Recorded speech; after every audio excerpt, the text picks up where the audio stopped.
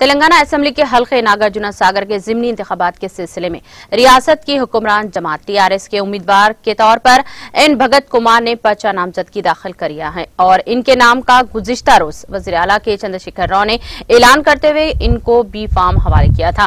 पर्चा नामजदगी दाखिल करने के मौके पर उजरा मोहम्मद महमूद अली, जगदीश रेड्डी, टी श्रीनिवास यादव, अरकान assembly B Mallaiah Yadav, Bhaskar Rao, MLC Chinna Reddy और दीगर भी मौजूद थे। कोविड के पेश नजर भगत का पर्चा नामजदगी दाखिल करने का प्रोग्राम रवायती रहा, जिसमें किसी भी किस्म के धूमधाम नहीं देखी गई। ताहम पार्टी कैडर में जोश व खरोश देखा जा रहा है। आज पर्चा नामजदगी दाखिल करने की आखिरी दिन ही भगत ने अपना पर्चा नामजदगी दाखिल किया। इस माह की 31 तारीख को पर्चा नामजदगियों की जांच होगी और 3 अप्रैल तक पर्चा नामजदगियां वापस लेने की आखिरी तारीख होगी। 17 अप्रैल को राय दही होगी और 2 मई को नताइज का ऐलान किया जाएगा।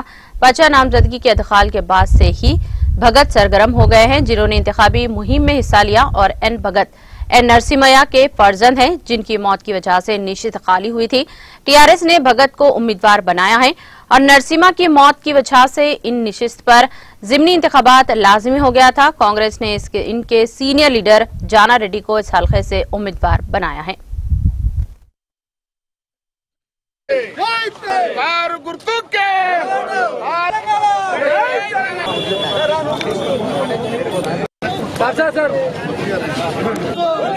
जोहार तेलंगाना మన వీరులకు